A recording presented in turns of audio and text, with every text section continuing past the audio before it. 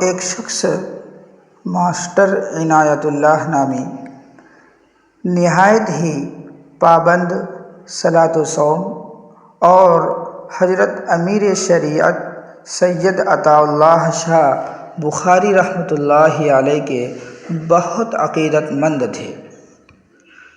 ایک دفعہ انہوں نے اپنا دلچسپ اور عجیب و غریب واقعہ سنایا اور فرمایا کہ مجھے ایک دفعہ میعادی بخار نے آ لیا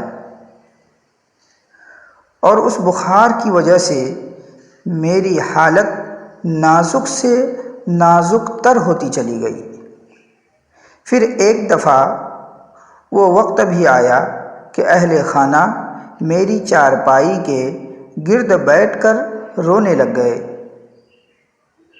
اور مجھ پر بے ہوشی سی طاری ہونے لگی۔ پھر مجھے اپنے ماحول کا کچھ بھی ہوش نہ رہا، میری آنکھیں خود بخود بند ہو گئی۔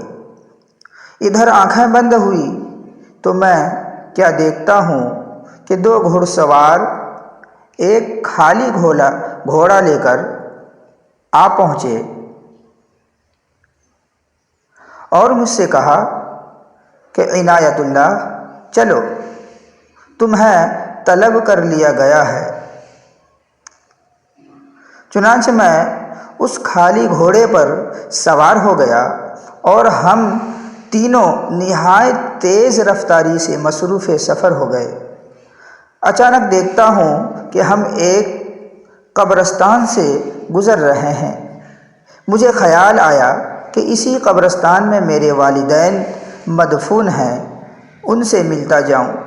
میں نے اپنے مدعا کا اظہار ان لوگوں سے کیا تو انہوں نے کہا کہ نہ تو اتنا وقت ہے اور نہ ہمیں اس چیز کی اجازت ہے، ہمیں آگے چلنا ہے۔ پھر منظر پر منظر بدلتا رہا، کہیں میدان، کہیں پہاڑ، کہیں سبزہ۔ ہم ہوا کی تیز رفتاری سے اڑتے جا رہے تھے کہ ایک بہت بڑا قلعہ نظر آیا۔ ہم تینوں اس قلعے کے اندر داخل ہونے سے پہلے اس قلعے کے دروازے پر پہنچ گئے اور رک گئے۔ اس قلعے کے دروازے پر دو پہرے دار تھے۔ میرے ساتھیوں کے ان سے مختصر سوال و جواب ہوئے، پھر انہوں نے اس قلعے کے دروازے کو کھول دیا اور ہم لوگ اس قلعے کے اندر داخل ہو گئے۔ تو میں کیا دیکھتا ہوں کہ اس کے اندر ایک بے حد وسیع صحن ہے جس کے ارد گرد بہت بلند و بالا عمارت ہے۔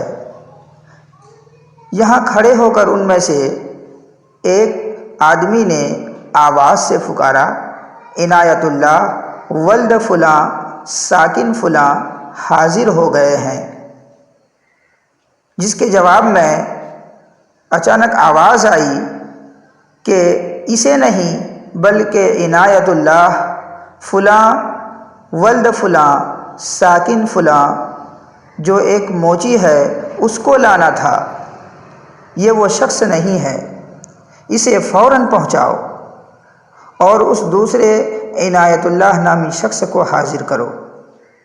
چنانچہ وہ دونوں ساتھی سہم گئے اور مجھے فوراً واپس چلنے کا حکم دیا۔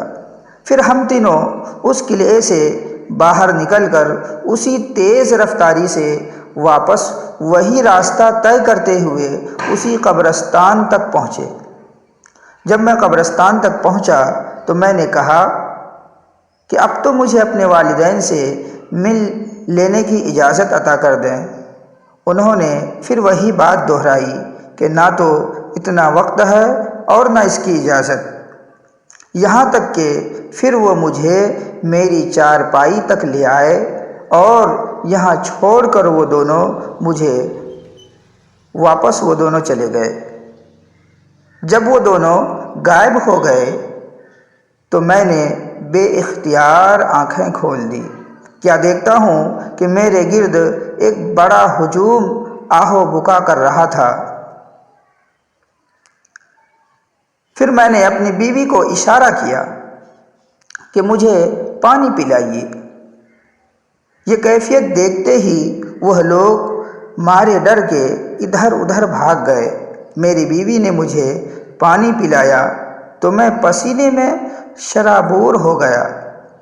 اسی لمحے میں وہ ہجوم پھر اندر آ گیا اور ایک شور سا مچ گیا کہ عنایت اللہ موچی جو دوسرا شخص تھا اس کا انتقال ہو گیا ہے اور میں اس دنیا میں دوبارہ زندہ ہو کر کے رہا۔